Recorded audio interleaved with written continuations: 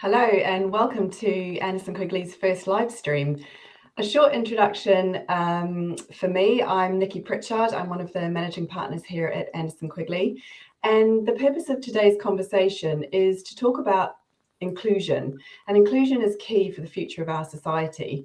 And we at Anderson Quigley take this responsibility really seriously for improving diversity. And we always take time to understand what diversity means in specific organisational contexts and seeking out diverse ranges of talented candidates. But more broadly, finding those with relevant lived experience. For example, when working with a housing association, we might also seek people who have themselves lived in social housing. But today we'll be focusing on board inclusion and specifically attracting and retaining younger board members from both the candidates and the client's perspective. And I'd like to introduce you to Helene Usherwood and Elizabeth Theobald, who work on our board practice at Anderson Quigley. Welcome to you both. Hi. Hi, Nicki. Thank you. So I'd like to talk a little bit about what your advice would be to give to candidates embarking on their first board role. How should they present their skill set and experience, and what do you think that they need to know about approaching the recruitment process for board roles that differs from their executive roles? Helene, maybe I can ask you that question. Yeah, sure. I think when thinking about this and talking to lots of sort of first time individuals who, starting out on this boardroom journey, I think the key thing is resilience. Actually, it can be a really frustrating time. You're really keen and you're eager to get into the boardroom, but actually you're coming across a few barriers to entry.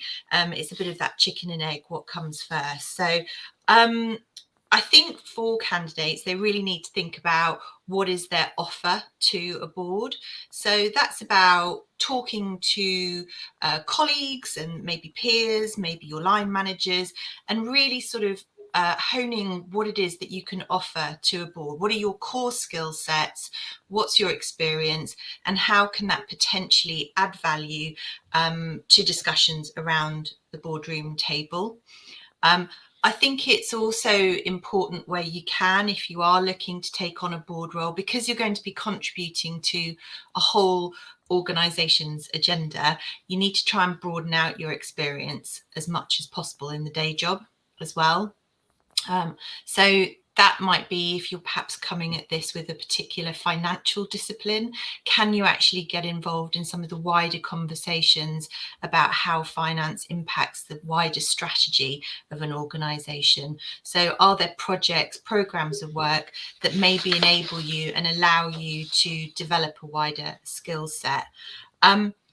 I think it's also, where possible, to volunteer. I think Elizabeth and I in our conversations always feel that when you're approaching a boardroom role, don't always anticipate that you're going to be able to get onto a board that's a paid non-exec opportunity, that's quite an intensive role. Maybe think about doing some volunteer work in the first instance.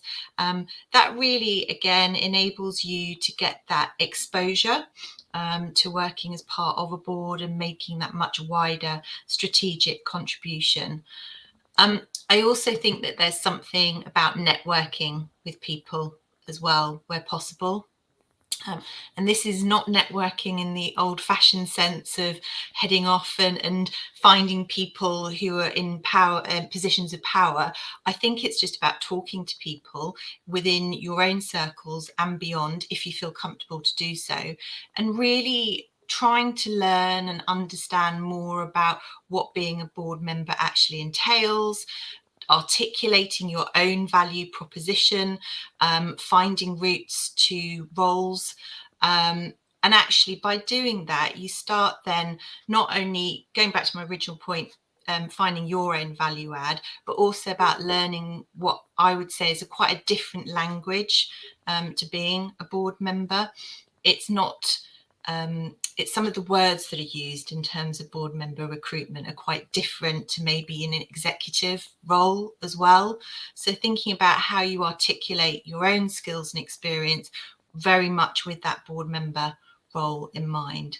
So those are just some of the key things that I think that people sort of maybe need to consider if they're thinking about that first board role. I might just add to that, if that's okay, just in terms of kind of thinking about the opportunities that you go for as well. It's really important to have some kind of connection or passion for the organisation that, you know, and what they do. Maybe they're beneficiaries or the people that they support, or the community, and that will be kind of the X factor of why would people be interested in you alongside your skills, knowledge and ability. You know, you're going to be giving up your time for free. So it really does need to be something that you're very passionate about and you want to make a difference, and a personal connection or a passion, whether it's, you know, sport or, as we said before, perhaps working for a social housing provider as part of the board, and having had that experience of living in social housing actually will make your profile much more attractive, and also will perhaps motivate you at times when it might seem like a lot on top of the day job to do something voluntarily. Having that connection, I think, is a real motivator. Yeah, I think that's really, sorry, Helene, you go. No, I was just going to say, I totally agree, because actually a lot of our clients, when we're reading the statements of applications, they get the skills, they get the experience, but they don't really understand why people are motivated to join their organisation. It really does help you stand out from the crowd if you can articulate a real passion for that particular appointing organisation. I'd agree. I think that's really good advice. So if we move more into part of the reason we wanted to have this discussion today about age on boards, and what do you think are the benefits of having a mix of age profiles on an organisation's board? Maybe Elizabeth, do you want to take this one? Yeah, sure. So I think there are lots of benefits. I think, you know, part of it is about preparing our future leaders. You know, this is about kind of preparing the next generation. But also there's learning there on both sides. I think that the intergenerational discussion can be really interesting. People come at it from different perspectives. When we talk about serving our communities or the you know, whatever the community or beneficiary group or consumer base that an organisation might have, you know, that will no doubt include a range of ages and demographics. And so it's really important that the board is reflective of that, so that all of those voices can be heard. I think that there's, you know, also room for innovation and new ideas, and that may not only come from one angle. I think that you know, diversity, and in this case we're talking about intergenerational, but diversity in its complete sense, you know, actually is what kind of makes businesses much more successful. And there's a lot of evidence behind that, actually, that says that businesses are much more successful the more diverse their board and staff groups are, in order to really understand the people that they serve. Yeah, I mean, from my perspective, I think that young members can really bring some fresh ideas, particularly maybe around new technologies, social media, you know, not wanting to be so specific, but I think that actually bringing those new ways of working is really important to a board. But similarly, older members can actually provide the more historical context and stability as well. So that's where that mix of people really does work.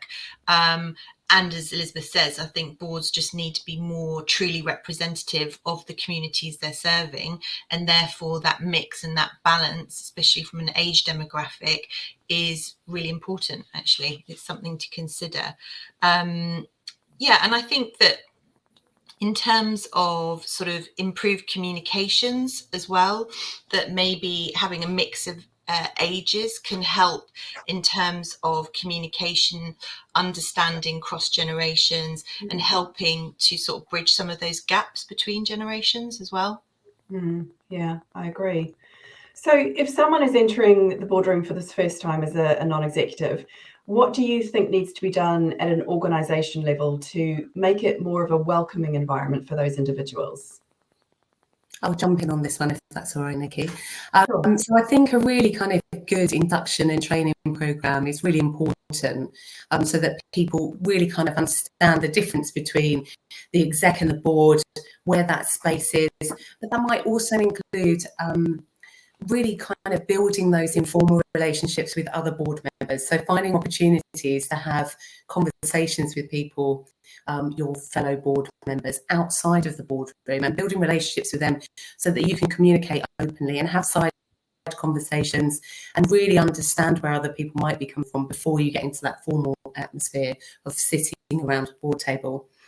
That might also include allocating a buddy, on the board. So if somebody's relatively new or this is their first board role, actually having a buddy who's a really experienced board member, and you can ask questions and be really open about potentially the things that you might be worried about or how to present yourself and those kinds of things. And it might work well to have a buddy both internally in the board, but also potentially another board member in a different organisation as well, so that there's no conflict of interest, because of course as a board member you're supposed to be there as an independent member, kind of giving your view. So I think those things are really important. Alongside that, I would add, kind of as part of that induction process, kind of the functional orientation is really important. So getting to know the finance director, looking through the balance sheets, understanding how to read those, understanding what their kind of people profile looks like. Where are they in terms of their staff group? How many people? What kind of profile do they have? What do their engagement scores say? So you start to get that real kind of rich picture of the organisation, who they serve and how well they're doing it. What does the customer feedback look like? How do they gather that? Are there ways that as a board member you can hear some of that unfiltered? So I know, for example, again, talking about housing associations, but they might, board members might actually go out and meet residents and go that direct face-to-face kind of dialogue with them, so that the board really understands and can see the people that they're serving, so all of it comes to life. I think, there's training that people can get externally, so things like there are bodies who provide board training that people can sign up to, so they can get that and understand, for example, charity governance in advance. That's really important to understand how things are governed. But I think also in terms of kind of providing that inclusive environment at board, it's really important that there's respect around the board table, so that people's opinions and ideas are listened to and valued, not just where they might seem like, in this case, a younger person might know about X and so therefore we'll listen. Actually, people need to be listened to and their opinions sought and valued on wider agenda as well. So kind of, thinking about that, I guess it's a bit of tokenism, isn't it, sometimes, so that you've got people there for a specific thing, but actually it's about the broadest agenda and the widest strategic agenda for the board. Would you agree, Helene?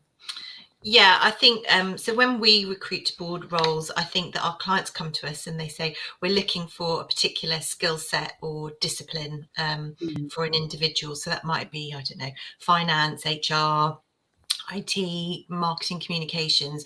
But the role of a board member, as Elizabeth says, is to contribute to the whole organisation's agenda. So actually, yes, you're bringing someone in for those specific skill sets, but you as the individual are going to have to sort of really think about how those can be implemented across the whole organisation. So very much that horizontal way of working. And yeah, I would agree that the organisations have to sort of allow and enable the individual to succeed and to have their voices heard. That's what they're there to do. They're providing oversight, scrutiny, challenge, and ensuring that there is good governance within the organisations. So what advice would you give to a recruiting organisation who's really seeking to create that better balance in the boardroom? And have you seen some initiatives successfully implemented that really benefited the organisation and made sure that the board was absolutely representative of the community? Yeah, I mean, from my own experience, sorry, Elizabeth, I'm just going to jump. Yeah, I mean, from my experience, yes, I have seen some really great initiatives and organisations who are really prepared to be quite, brave's maybe too strong a word, but actually I think that a lot of organisations, when they're recruiting to these roles, might revert to type. They might think, they might look at candidates and think, oh, this person's got years and years worth of non-executive experience. That's brilliant. We'll go with that person. Over and above maybe the person who brings a real depth and insight that's much broader, that maybe would bring more diversity to their way of working, but it's perhaps a bit more of a learning curve for them. And that, as a recruiter, is sometimes quite a challenge, because actually we want to introduce fresh talent into boards. I think that's one of our pillars as a business, in terms of diversity and helping organisations improve the diversity of their boards. But we're actually also really passionate about this subject as well. We want to see new people entering into the boardroom. I think it's really invaluable to the development of an organisation. I think where it's worked best has perhaps been when organisations have maybe taken those first steps and maybe introduced an associate non-executive director, or some kind of developmental role. So usually what that will mean is that that person might not have any formal voting rights on the board, but they're still very much part of the boardroom discussion, still involved in the various different subcommittees, but they're very much learning the trade and the craft of what it means to be a board member. That usually requires a chair and supportive board to really help lift up those individuals and support them and help with that professional development piece. And it does require an extra level of effort. I think we're appreciative that not all organisations have that structure in place and opportunity, but I think where we can, we will always try and encourage our clients to maybe look at individuals who might be viewed slightly left of field, maybe have more of that development need because of the insights that they can bring, particularly say from more minority parts of communities that are being served by that particular public body. What do you think, Elizabeth? Yeah, I would agree with all of that. I think that's a really good point, and they're kind of, and you called it kind of the associate non-exec director role. I've seen it also called independent committee members and things like that. So it's that kind of step in, and I think that's a really important part of getting involved, understanding the board role and thinking that through. I also think that part of our role and part of what we kind of challenge organisations to do up front is really think about what diversity means to them, because of course it's different for each and every organisation, and it's very dangerous, I think, to jump to conclusions about what diversity might mean actually. And so having that deep conversation when we first go in and take the brief and really understand the profile of their current board, the skills analysis that they've done, so that yes, there are the skills kind of matrix there and the gaps that they're looking for, but also kind of the background of those board members are really important, because some of this diversity comes down to experience as well. What path have you taken through life, and having that different perspective is really important, I think, to enrich discussions around the board table and move things forwards in a really kind of productive way. That's great. I think this gives a huge amount of insight for both candidates and for organisations who are considering diversifying their board further. So thank you both for having the discussion today. But I feel like we've only just scratched the surface, really. But if I was to ask you perhaps for some top tips for candidates to take away and that they can think about, what would those be? Helene, what would yours be? I think the one that I get asked about is the CV. What's a good CV look like for a board position? I think about what a good board member might bring to the table. So read a lot of job descriptions, person specifications, get a real sense of what organisations are looking for. Think about some of the words and phrases that are being used in those documents and try and reflect that back in your own CV as well. I think be really clear about some of the specific challenges and achievements in your roles and how you've been leading or responsible or part of the solution, and be specific about your own merits as well. So quantify them where you can, give some sense of the size and scale and complexity of those particular challenges. And as we've sort of talked about before, aim to differentiate yourself from others that might be applying. Think about how you are personally adding value to this particular organisation that you're applying for. Do your homework, read about the organisation, read the board papers, they'll all be available, and really think, actually, if I was sitting in the room, how would I be able to make a contribution? What would I be asking? And try and reflect some of that learning and knowledge back into your CV where you can. That's So great. Thank some of you. my top tips. That's really Brilliant. great advice, Helene. I think I might just add to that, that kind of networking piece, get to know board members, talk to them about, in their experience, the difference between an executive role and a board role, really try and understand those different perspectives and how you might need to shift your own perspective in order to play a really, really valuable part on the board. I think the other thing is, choose the things that you go for carefully.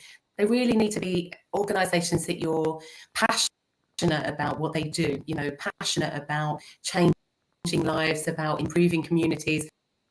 Whatever it is that they do, you need to have that passion. And I think even more so, personal connection. You will be giving up your time for free, and that's another really key point, is make sure you've got the time to commit to this. I think, generally board roles for a trustee or kind of committee member, you might be thinking about 1 or 2 days a month, which might not that much, but actually there's prep work, there's a lot of reading to be done around it. There will be peaks and troughs in the year in terms of the time commitment that's needed. And you may be working full time, it might be something that you could think about in terms of the time commitment. When are the meetings going to be? Will there be flexibility in your role? Could you speak to your line manager about, what the benefits of you joining this board might be for the organisation that you work with? Because of course it's going to, be part of your continuing professional development. It's going to improve your kind of skill set and your exposure to new ideas and thinking from very experienced board members. So actually there's a lot that you'll bring back to your permanent employment or your full-time role as well. So I think these are all things to think about, really. And of course, conflicts of interest. So wherever you work at the moment, think about what the organisation that you're thinking about applying for in a board role does. Will there be a conflict of interest? That's also really important. I hope that's helpful. Great, thank you. Well, thank you both. And for candidates watching this, if you are interested to talk about this in depth, please do get in touch with Helene or Elizabeth to discuss further.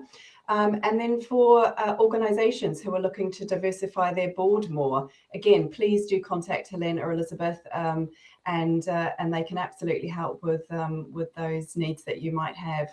And also, please leave some questions if you have them in the chat, and some insights. We'd love to know if people want to hear more about boards and how we develop them and how we diversify them. So please do leave your thoughts and insights. And thank you very much. Thanks. Thank you.